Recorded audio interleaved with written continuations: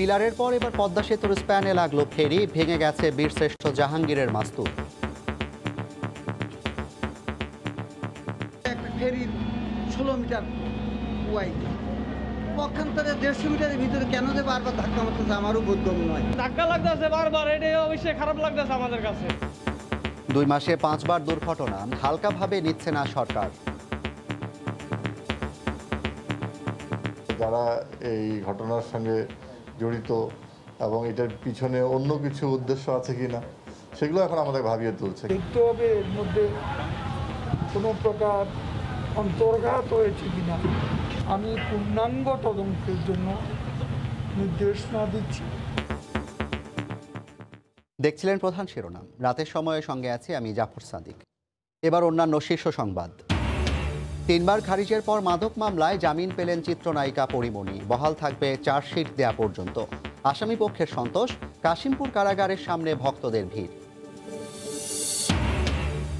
জিয়াউর রহমান পাকিস্তানিদের গুলি ছুঁড়েছে এমন নজির নেই, উল্টো হত্যা করেন মুক্তিযোদ্ধা সেনা সদস্যদের। ছাত্রলীগের শোক দিবসের অনুষ্ঠানে প্রধানমন্ত্রী। 2 সপ্তাহ গুলশানের ভাড়া করা বাসায় বাবা মার সঙ্গে থাকবে জাপানি 2 শিশু। তদারকিতে ডিএমপি ও সমাজসেবা অধিদপ্তর। অভিভাবকদের দায়িত্বশীল আচরণ করতে বললেন হাইকোর্ট।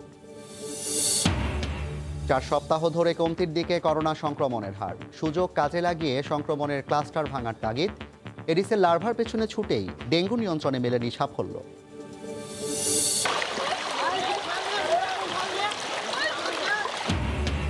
যমুনার পানি বেড়ে সিরাজগঞ্জ ও টাঙ্গাইলে বন্যা পরিস্থিতির আরও অবনতি। পানিবন্দী লক্ষাধিক মানুষ, ক্ষেত তলিয়ে ফসলের ক্ষতি।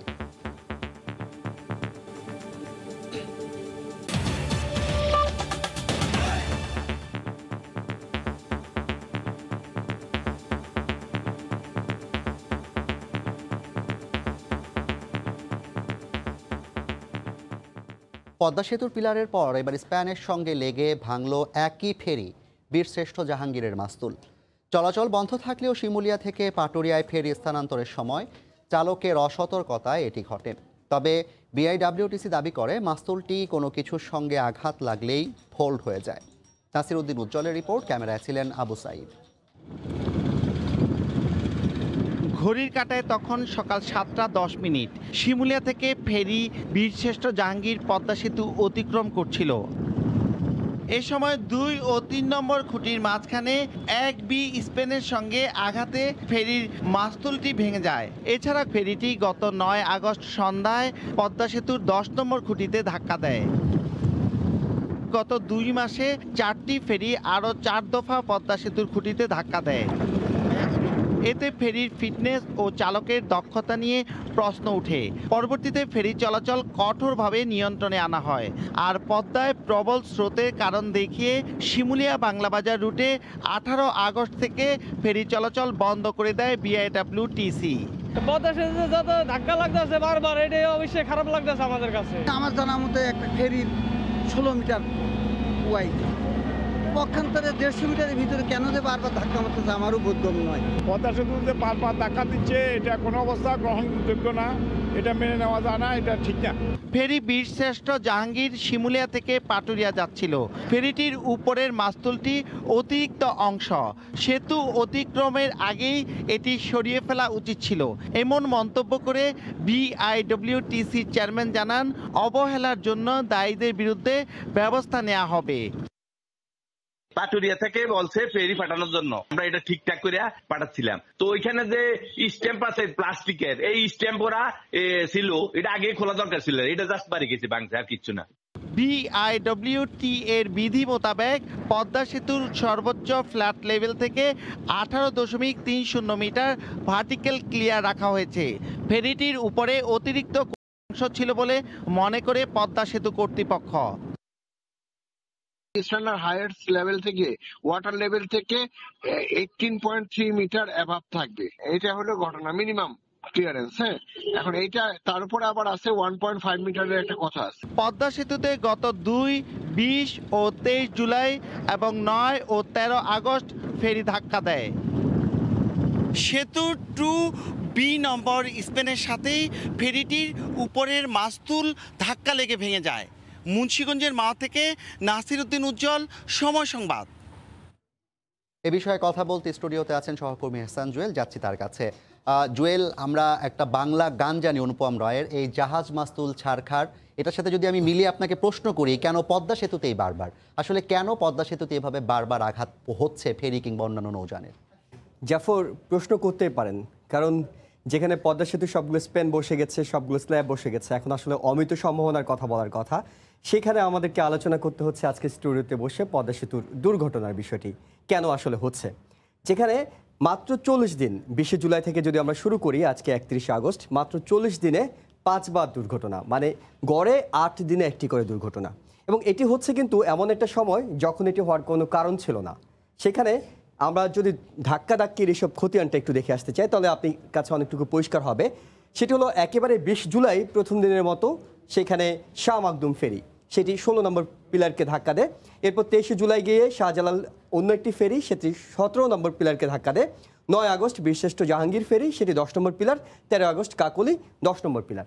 এরপরে কিন্তু পরিস্থিতি একটু পাল্টে যায়, এবার কিন্তু আর পিলার নেই, একেবারে স্প্যান, অর্থাৎ পদ্মা সেতু চূড়ায় গিয়ে আঘাত করছে সেই বীরশ্রেষ্ঠ জাহাঙ্গীর, সেটি আঘাত করছে আজকে 2 ও 3 নম্বর পিলারের স্প্যানে। কেন এটি হচ্ছে?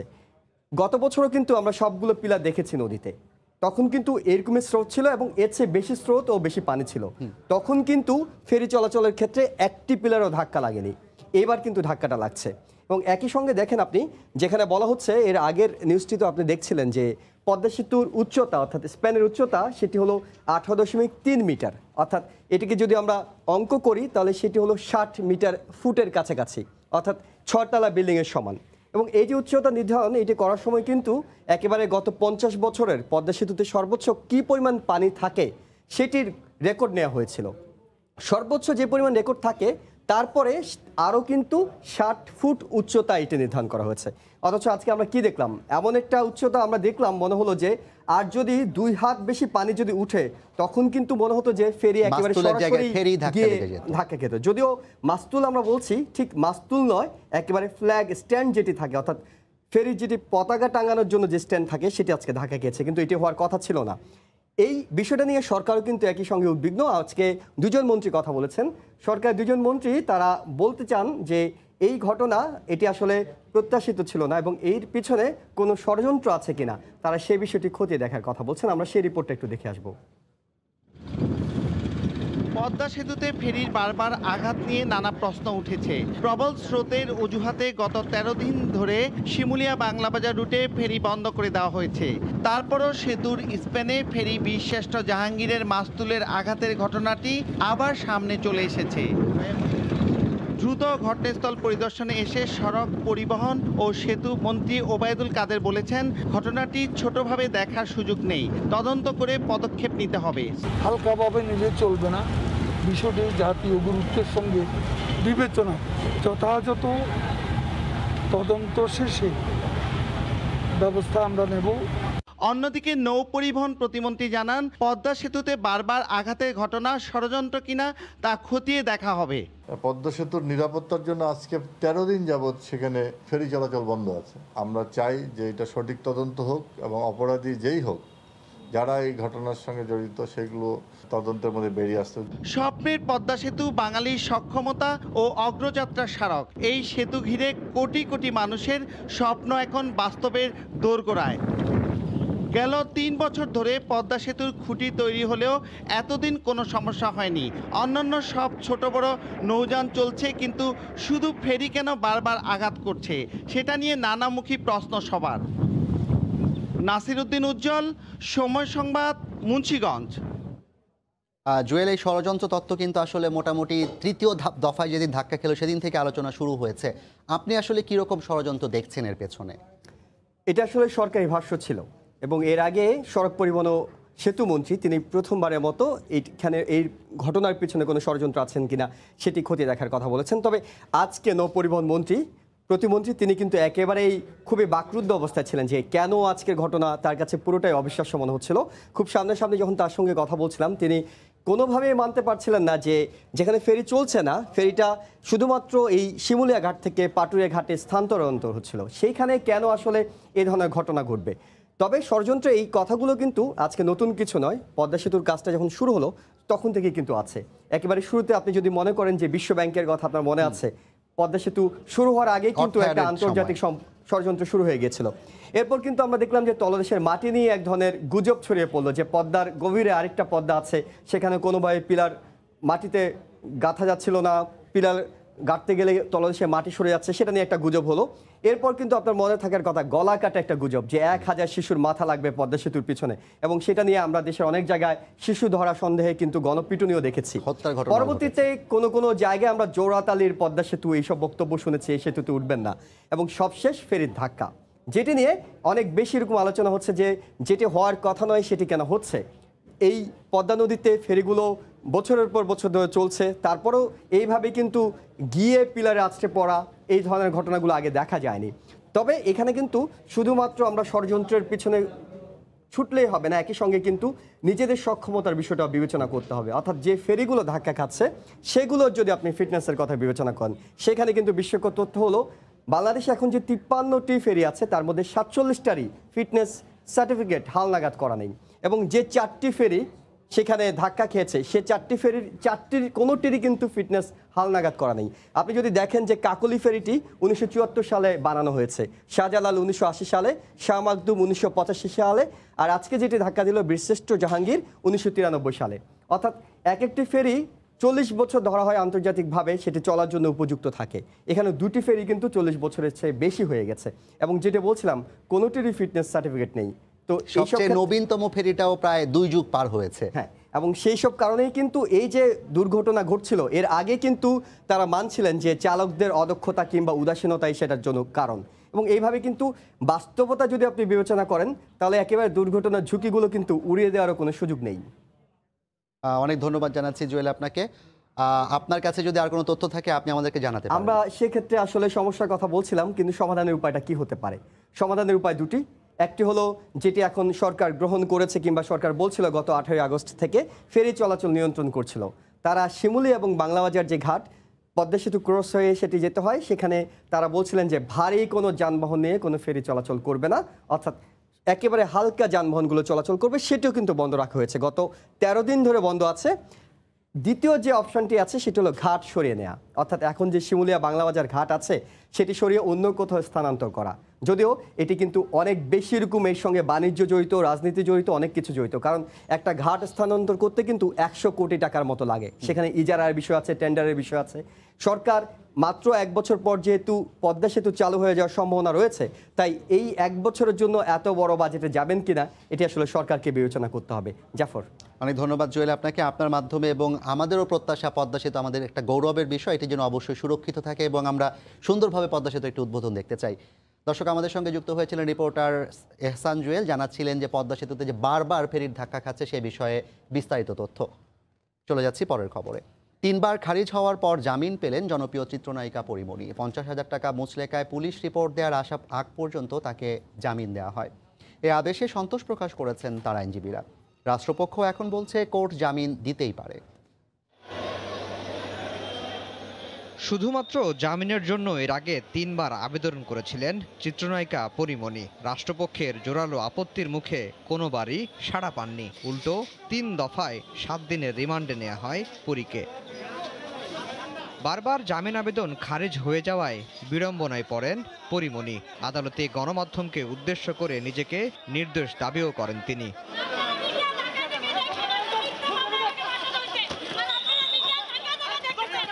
তৃতীয় দফায় রিমান্ড শুনানি শেষে আদালত থেকে গারদখানায় নেয়ার সময় টানা হেঁচড়ায় পড়েও যান তিনি। এরপর চতুর্থ দফায় জজ আদালতে জামিন চান পরিমণি, কিন্তু শুনানির তারিখ দেরিতে দেয়ায় আবারও ঝুলে যায় পুরো প্রক্রিয়া। অবশেষে উচ্চ আদালতের হস্তক্ষেপে মঙ্গলবার শুনানি হয়। 50,000 টাকা মুচলেকায় পুলিশ রিপোর্ট দেওয়ার আগ পর্যন্ত জামিন পান তিনি। জামিন পাওয়ার পর সন্তোষ প্রকাশ করেছেন পরীর আইনজীবীরা। বলেছেন ন্যায় বিচার প্রতিষ্ঠিত হয়েছে। তার শারীরিক পরিস্থিতি এবং চিকিৎসার জন্য এবং এই মামলায় ইতিমধ্যে 26 দিন সে পুলিশ কাস্টডিতে এবং জেল হাজতে আছে। তাকে 3 বার রিমান্ডে নেওয়া হয়েছে। এই মামলার কোনো তথ্যগত এবং কোনো প্রমাণ তার বিরুদ্ধে এখনো আসে নাই, বিধায় আমাদেরকে জামিন মঞ্জুর করা হোক। বিজ্ঞ আদালত সেটা মঞ্জুর করেছেন। বরাবরের মতো রাষ্ট্রপক্ষ জামিনের বিরোধিতা করেছে। জামিন পেলে তদন্তে ব্যাঘাত ঘটবে এতদিন বললেও পরীর মুক্তির আদেশের পর তাদের কণ্ঠে ছিল ভিন্ন সুর। আদালত যেটা ভালো মনে করেছে তাকে জামিন দিয়েছে, এখানে আদালতের এখতিয়ার, জামিন দেওয়ার এখতিয়ার, সেখানে আমাদের আর কিছু বলার নেই। জামিন যে কোনো পর্যায়ে যে কোনো অবস্থায় জামিন পেতে পারে, দীর্ঘদিন কাস্টডিতে থাকবে এমন কথা না। গত 4 আগস্ট রাজধানীর বনানীর বাসা থেকে পরিমণিকে গ্রেফতার করে র্যাব। তার বাসা থেকে মদ, আইস, এলএসডি উদ্ধারের দাবি করে সংস্থাটি। রিমান্ডের সময়সীমা বাদে কাশিমপুর কারাগারে 19 দিন ধরে আছেন এই চিত্রনায়িকা। আইনি প্রক্রিয়া শেষে বুধবার কারামুক্ত হতে পারেন তিনি। আফজাল হোসেন, সময় সংবাদ, ঢাকা। এদিকে পরিমণির জামিনের খবর পেয়ে গাজীপুরের কাশিমপুর কারা ফটকের সামনে ভিড় করেন তার ভক্তরা। উৎসুক জনতা তাকে এক নজর দেখার জন্য দীর্ঘক্ষণ ধরে অপেক্ষা করেন। কারাগার কর্তৃপক্ষ জানায়, মঙ্গলবার সন্ধ্যা 6টার মধ্যে জামিন আদেশ পায়নি কারা কর্তৃপক্ষ। তাই আজ জামিন হলেও কারাগার থেকে তিনি মুক্তি পাচ্ছেন না। কাল পরিমণির মুক্তি পাওয়ার কথা রয়েছে।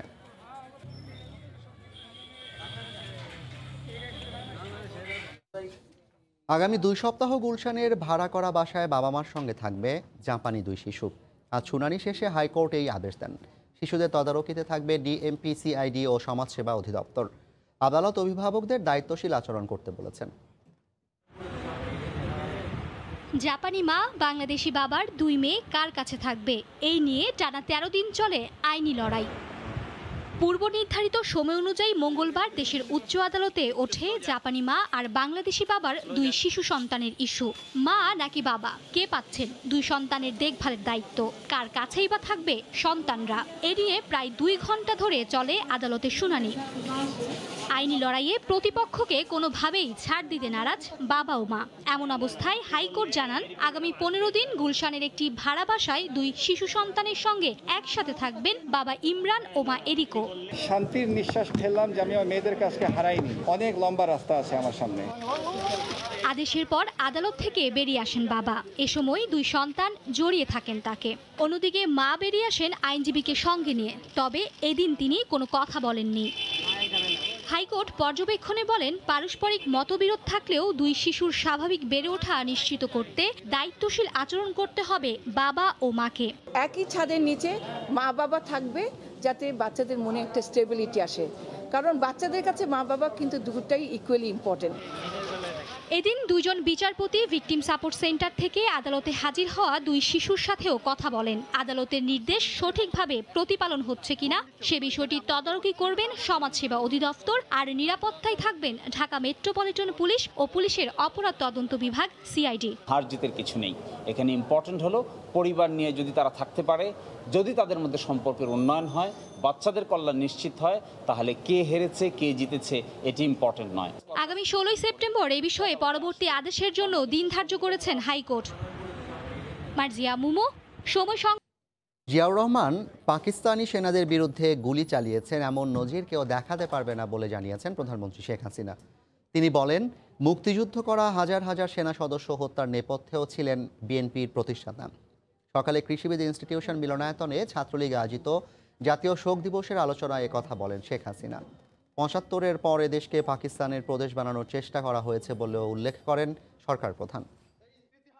যত দেশে মিত্র বাহিনীর সৈন্যদের ঘাঁটি হয়েছে। শোকের মাসে দলীয় কর্মসূচির শেষ অনুষ্ঠান কৃষিবিদ ইনস্টিটিউশন মিলনায়তনে। মাসব্যাপী আওয়ামী লীগের বিভিন্ন সংগঠনের আলোচনা আর স্মরণ সভার ধারাবাহিকতায় আগস্টের শেষ দিনে এই আয়োজন বাংলাদেশ ছাত্রলীগের। তার হাতকে শক্তিশালী করার জন্য মঙ্গলবার সকালে এই আলোচনায় ভার্চুয়াল মাধ্যমে গণভবন থেকে যোগ দেন আওয়ামী লীগ প্রধান। যারা বঙ্গবন্ধু পরিবারের সংগ্রামের ইতিহাসে ঘুরে দাঁড়ানোর বিভিন্ন তাৎপর্যময় ঘটনা তুলে ধরে ছাত্রলীগের উদ্দেশ্যে বক্তব্য রাখেন সরকার প্রধান। তিনি বলেন, 75-এর পর এই দেশকে পাকিস্তানের প্রদেশ বানানোর চেষ্টা করেছে অবৈধ ক্ষমতা দখলকারীরা। সেই পরাজয়ের প্রতিশোধ নিতেই 15 আগস্ট এই হত্যাকাণ্ড তারা চালিয়েছিল। মুক্তিযুদ্ধের সবকিছু ধ্বংস করা হয়েছিল। ভাবখানে এমন হয়েছিল যে বাংলাদেশ আর স্বাধীন হয়নি, আবার যেন সেই পাকিস্তানের একটা প্রদেশ হিসেবে বাংলাদেশ যেন সৃষ্ট, এবং সেই পাকিস্তানিরা এসে আবার আমাদের উপর খবরদারি করবে, এটাই যেন অনেকের আকাঙ্ক্ষা ছিল। মুক্তিযুদ্ধে জিয়াউর রহমানের বিতর্কিত ভূমিকা নিয়েও ছাত্রলীগের সামনে ইতিহাস তুলে ধরেন বঙ্গবন্ধু কন্যা। মুক্তিযুদ্ধে জিয়াউর রহমান পাকিস্তানি সেনাবাহিনীর বিরুদ্ধে কখনো গুলি চালিয়েছে এরকম কিন্তু কোনো নজির নাই, এরকম কোনো নজির কেউ দেখাতে পারবে না।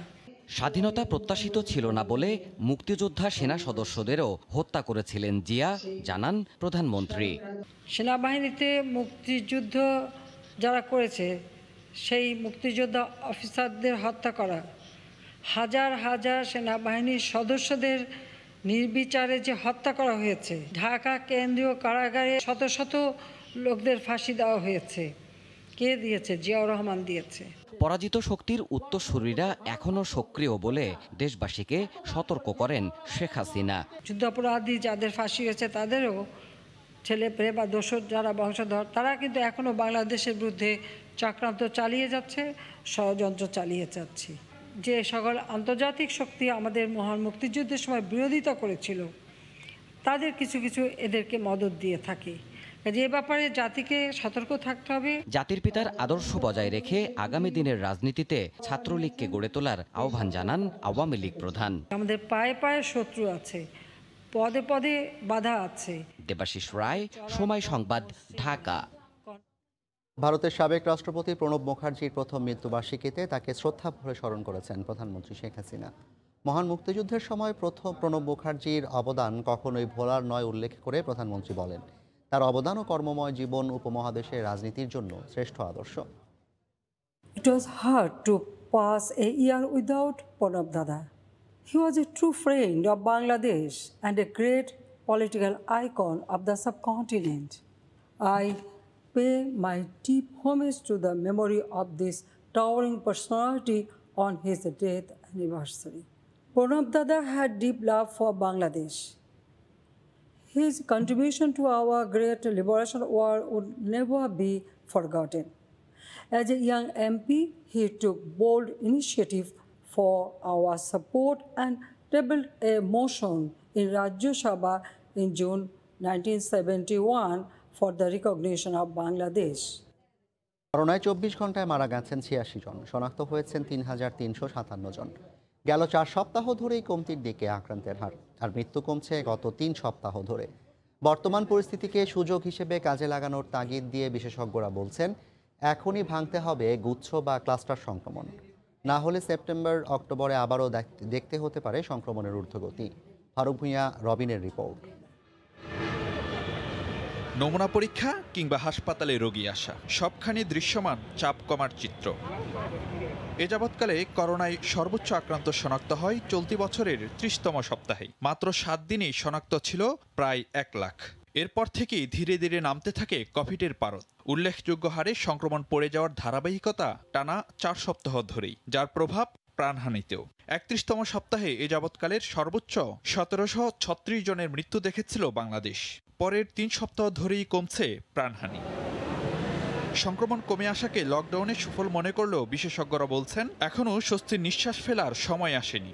তবে উন্নতির দিকে থাকা পরিস্থিতিকে কাজে লাগাতে হবে, নজর দিতে হবে গুচ্ছ সংক্রমণ বা ক্লাস্টার নিয়ন্ত্রণে, নতুবা কয়েক সপ্তাহ পর আবারও দেখা যেতে পারে ঊর্ধ্বগতি। একটা selective hard immunity among the people যারা ডেলি বের হচ্ছে ওদের মধ্যে হয়ে গেছে, কিন্তু যারা ইনফেক্টেড হয় নাই ওরা কিন্তু রিস্কে আছে ঠিকই। কমে যাওয়ার পর আবার বেড়ে যাওয়াটা অসম্ভব নয়, তাহলে এটাতে খুব বেশি স্বস্তি ফিল করার কোনো কারণ নেই। যদি গুচ্ছ সংক্রমণ থেকে থাকে এবং সেটা নিয়ন্ত্রিত না হয়, তাহলে কিন্তু অতীতে দেখেছি আমরা যেভাবে ঈদের পরে সংক্রমণ বেড়ে গিয়েছিল, আর সেভাবে কিন্তু বাড়ার একটা আশঙ্কা আছে। সেটা সেপ্টেম্বর অক্টোবরের মধ্যেই হতে পারে। বিশেষজ্ঞরা বলছেন, দীর্ঘমেয়াদী ফল পেতে টিকা কার্যক্রমে গতি বাড়ানোর কোনো বিকল্প নেই। ফারুক ভূঁইয়া, রবিন, সময় সংবাদ, ঢাকা। কেবলমাত্র লার্ভার পেছনে ছোটার কারণেই রাজধানীর ডেঙ্গু পরিস্থিতি এখনও নিয়ন্ত্রণে আসেনি। কীটতত্ত্ববিদরা বলছেন, সমন্বিত মশক নিধনে না গিয়ে কেবল চিরুনি অভিযানে আটকে থাকাতে এই পরিণতি। সেক্ষেত্রে সংক্রমিত এলাকা ভিত্তিক মশক নিধনের তাগিদ তাদের। এদিকে অধিদপ্তরের জরিপের ভিত্তিতে ঝুঁকিপূর্ণ এলাকায় বিশেষ ব্যবস্থা নেওয়ার কথা জানিয়েছেন উত্তরের মেয়র। গত 24 ঘন্টায় ডেঙ্গুতে আক্রান্ত হয়ে আরও 266 জন হাসপাতালে ভর্তি হয়েছেন। 2019 সালের পর চলতি মৌসুমে আবারও ভয়াবহ রূপে ফিরেছে ডেঙ্গু। আগস্ট জুড়েই দৈনিক কেবল হাসপাতালেই ভর্তি রোগীর সংখ্যা 2 শতাধিক, মৃত্যুর সংখ্যাটাও 42। অথচ জুনের মাঝামাঝিতেই অনেকটা ঢাকঢোল পিটিয়ে মাঠে ছিল 2 সিটি কর্পোরেশন। লার্ভা নিধনে ছিল বিশেষ চিরুনি অভিযান। তবুও 2 মাস বাদে রাজধানীর হাসপাতালে হাসপাতালে ডেঙ্গু রোগীর ঠাঁই নেই অবস্থা। স্বাভাবিকভাবেই প্রশ্ন জাগে, এত আয়োজনের সুফল মিলল কতটুকু? কীটতত্ত্ববিদরা বলছেন, লার্ভা নিধনেই ডেঙ্গু নিয়ন্ত্রণে সাফল্য আসবে না, দরকার উড়ন্ত মশা মারার বিশেষ অভিযান। এছাড়া কোন কোন এলাকায় সংক্রমিত মশার হার বেশি ব্যবস্থা নিতে হবে সেই অনুসারেও। আর দ্রুত রোগী চিহ্নিত করতেও সফল হয়নি কর্তৃপক্ষ। ডেঙ্গু রোগের প্রসারটা বন্ধ করতে হবে, কিন্তু সেটা আমরা না করে যেটা আমরা করেছি যে হ্যামিলনের বংশী বাদকের মতো আমরা গান গেয়ে ঢোল বাজিয়ে সারা শহর চষে বেরিয়েছি যে মশা আমরা এইভাবে নির্মূল করে ফেলবো। কিন্তু অ্যাডাল্ট মশা নির্মূল করা যায় না, মশাকে একটা ম্যানেজেবল সংখ্যায় রাখাই হচ্ছে উদ্দেশ্য। তবে নগর কর্তৃপক্ষ বলছেন, এই দফায় আরো সতর্ক হচ্ছেন তারা। নেওয়া হচ্ছে জরিপ ধরে ব্যবস্থা। প্রত্যেকটি অঞ্চলের সকল মশক কর্মী সহ অঞ্চল ভিত্তিক ট্রেনিং প্রোগ্রাম শুরু হচ্ছে এবং তার সাথে সাথে ইন্টিগ্রেটেড ভেক্টর ম্যানেজমেন্ট। আমাদের সিটি কর্পোরেশন থেকে এই প্রজেক্টটা পুরো রেডি, আমরা মিনিস্ট্রিতে জমা দিচ্ছি। ডেঙ্গু নিয়ন্ত্রণে বছরব্যাপী পরিকল্পনার তাগিদ বিশেষজ্ঞদের। দীর্ঘ 10 বছর ধরে ঘুরেও করতে পারেননি জাতীয় পরিচয়পত্রের ভুল সংশোধন। অনেকেই আবার 10 থেকে 15 বার এসেও পাননি নতুন ও হারানো এনআইডি। চট্টগ্রাম জেলা নির্বাচন কার্যালয়ে নাগরিকরা হন নানা হয়রানি আর বিড়ম্বনার শিকার। সেবাগ্রহীতাদের অভিযোগ, টাকা না দিলে কিছুই হয় না। অনেক বিশ্বাসের ক্যামেরায় শফিকুল আলমের প্রতিবেদন। প্রকৃত জন্মসাল 1988 হলেও জাতীয় পরিচয়পত্রে ভুলে এসেছে 67। ভুল সংশোধনে দীর্ঘ 10 বছর ধরে ঘুরছেন চট্টগ্রাম জেলা নির্বাচন কার্যালয়ের এ কক্ষ সে কক্ষ। ঘুরতে ঘুরতে নানা হয়রানির পর অবশেষে ক্লান্ত নগরীর হালিশহরের বাসিন্দা জাবেদ। কথা কালকে আসো পরশু দিন আসো এইভাবে বলতে বলতে আমি 10 বছর ধরে এখানে ঘুরতেছি, আজ পর্যন্ত আমার এই কার্ডটার কোনো সুরক্ষা হয় নাই। একইভাবে ভোগান্তির শিকার আব্দুল মান্নান। এনআইডিতে বাবার নাম ভুলে শরীফ মিয়ার পরিবর্তে এসেছে সবুর মিয়া। 1 বছর ধরে অন্তত 10 বার আসা যাওয়া করেও হয়নি কোনো সুরাহা। রোজানা বলে আমি পাঠা দিছি, এটা আমার কাজ না, এটা লাভ লেনের কাজ। লাভ লেনে তো আমরা অফিসের সাথে দেখা করতে পারি না। এখানে কতগুলি কর্মচারী আছে, বলে ওই আবেদনপত্র এখানে রাখিয়ে চলে যাও। চট্টগ্রাম জেলা নির্বাচন কার্যালয়ে প্রতিদিন শত শত প্রবাসী ও সাধারণ মানুষ নতুন ও হারানো এনআইডি সহ নানা সমস্যা নিয়ে এসে হচ্ছেন বিড়ম্বনার শিকার। তাদের অভিযোগ, টাকা না দেওয়ায় অহেতুক হয়রানি করছে তাদের। ভোগান্তির কথা স্বীকার করে এর পেছনে নানা যুক্তি কর্তৃপক্ষের। কিছু কিছু সংশোধনী আছে যে তদন্ত ছাড়া এর সিদ্ধান্ত দেওয়া যায় না। সংশ্লিষ্ট উপজেলা নির্বাচন অফিসারকে তদন্তে পাঠায়, ওনারা রিপোর্ট দিলে রিপোর্টের ভিত্তিতে এবং তার অন্যান্য কাগজপত্রের ভিত্তিতে আমরা একটা সিদ্ধান্ত নেই। এদিকে দেশের নাগরিক না হয়েও রোহিঙ্গারা কিভাবে এনআইডি পায় এমন প্রশ্ন তুলে ভোগান্তির জন্য নির্বাচন কমিশনের দুর্নীতি ও অব্যবস্থাপনাকে দায়ী করল সুজন।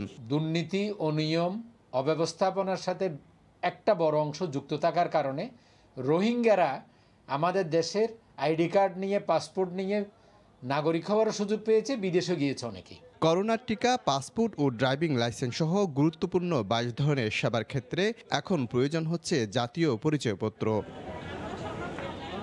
শফিকুল আলম, সময় সংবাদ, চট্টগ্রাম। যমুনা নদীর পানি বেড়ে যাওয়ায় সিরাজগঞ্জের সার্বিক বন্যা পরিস্থিতির অবনতি হয়েছে। পানিবন্দী হয়ে পড়েছেন জেলার 5 উপজেলার অর্ধলক্ষাধিক মানুষ। অমৃত সেনের ছবিতে রিঙ্কু কুণ্ডুর রিপোর্ট। হুহু করে বাড়ছে যমুনার পানি, ভাসিয়ে নিচ্ছে আশপাশের এলাকা। সিরাজগঞ্জের নদী তীরবর্তী 5 উপজেলার 25টি ইউনিয়নের হাজার হাজার মানুষ এখন পানিবন্দী। এ অবস্থায় বন্যা কবলিতদের দুর্ভোগ পৌঁছেছে চরমে। জেলা সদরের চরমালছাপাড়া এলাকা গত 3 সপ্তাহ ধরে পানিবন্দী অবস্থায় মানবেতর জীবন কাটাচ্ছে এলাকার শতাধিক পরিবার। বসতবাড়ি, রান্নাঘর, বাথরুম, নলকূপ সবই পানির নিচে। অনেকে ঘরের মধ্যে মাচা তৈরি করে মাথা গোজার ঠাঁই করে নিয়েছেন। ঘরের মধ্যে পানি, মাঞ্জা পানি, সাপ পোকা বাদে উড়েছি কোনো মতন। আমাদের খুব কষ্ট হয়েছে, আমরা এখন একটা বাদের উপরে আশ্রয় নিয়েছি। নতুন করে পানি বাড়ায় সংসারের প্রয়োজনীয় জিনিসপত্র নিয়ে বাঁধের ওপর আশ্রয় নিয়েছেন অনেকেই। ঝুপড়ি ঘর বানিয়ে কোনো রকমে বসবাস করছেন। রাস্তাঘাট পানিতে তলিয়ে যাওয়া চরম ভোগান্তিতে এলাকাবাসী। দেখা দিয়েছে বিশুদ্ধ পানির সংকট। পানির পরে এখন সালফাল কেউ আইনা দেয় না, নিজে একলা বেঙ্গা চিরাই না কার্পেট মারফেট দিয়ে সালা দিয়ে বেড়া দিয়ে করতেছি। কিভাবে চলমু এই টাঙ্গরি লাগিয়ে আসছিল সব নদীর মধ্যে আমার বিলীন হয়ে গেল। এখনো সরকারিভাবে কোনো সাহায্য পাননি বলে অভিযোগ বন্যার্তদের। ক্ষতিগ্রস্তদের সঠিক তালিকা করে সহায়তার দাবি তাদের। তবে জিআর চালের পাশাপাশি নগদ অর্থ বিতরণের ব্যবস্থা নেওয়া হয়েছে বলে জানান জেলা প্রশাসক। গাজীপুর সদর, চৌহালি, আমাদের বেলকুচি এবং শাহজাদপুরের কিছু অংশ এই ইউনোদের কাছে আমরা 20 মেট্রিক টন করে 100 মেট্রিক টন আমরা কিন্তু জিআর চাল দিয়ে রেখেছি। প্রশাসনের তথ্য মতে বানবাসীদের জন্য এখন পর্যন্ত 140 মেট্রিক টন জিআর চাল বরাদ্দ করা হয়েছে। এছাড়া 550 মেট্রিক টন চাল মজুত রয়েছে। রিঙ্কু কুন্ডু, সময় সংবাদ, সিরাজগঞ্জ। দেশের বাইরের খবর। আফগানিস্তান থেকে সরে এলো যুক্তরাষ্ট্র। জো বাইডেন তার কথা রাখলেন, তবে এই কাজে অব্যবস্থাপনার জন্য জনপ্রিয়তা কমেছে এই ডেমোক্র্যাট নেতার। যুক্তরাষ্ট্র থেকে বিস্তারিত লস্কর আল মামুনের রিপোর্টে। মার্কিন যুক্তরাষ্ট্রের শেষ বিমানটি আফগানিস্তানের কাবুল ছাড়ার সঙ্গে সঙ্গেই কাবুলে যে আনন্দ উল্লাস চলছে তালেবানদের, তার মধ্য থেকেই এটি স্পষ্ট হয়েছে যে তালেবানরা মনে করছেন তাদের এটি বিজয়। ঠিক তখনই মার্কিন যুক্তরাষ্ট্রের অভ্যন্তরীণ রাজনীতির মধ্যে চলছে নানান ধরনের জল্পনা কল্পনা।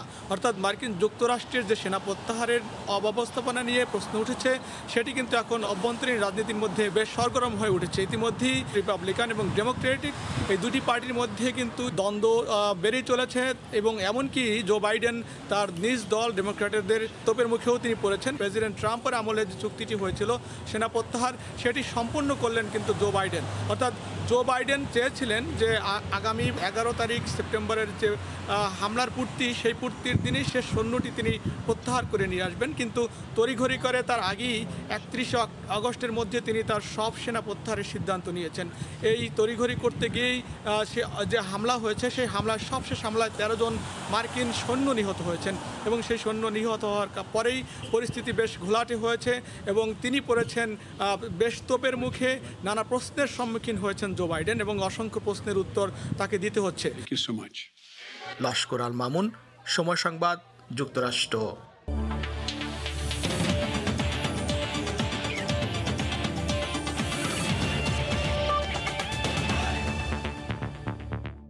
পাঁচ ম্যাচ সিরিজের প্রথম টি20তে কাল নিউজিল্যান্ডের মুখোমুখি হবে টাইগাররা। মিরপুর শের-ই-বাংলা জাতীয় ক্রিকেট স্টেডিয়ামে ম্যাচটি শুরু হবে বিকেল 4টায়। সেন্টার উইকেটে শেষ দিনের প্রস্তুতি সেরেছেন সাকিব মুশফিকরা। টপ অর্ডার ব্যাটসম্যানদের নিয়েই বেশি মনোযোগী ছিলেন batting coach Ashwell Prince. Mustafiz, শরীফুলদের সঙ্গে ব্যস্ত ছিলেন ওটিস গিবসন। এছাড়াও ফিল্ডিংয়ে বাড়তি মনোযোগ ছিল গোটা দলের। কিউইদের বিপক্ষে এর আগে মুখোমুখি হওয়া 10টি টি20-র একটিতেও জিততে পারেনি বাংলাদেশ।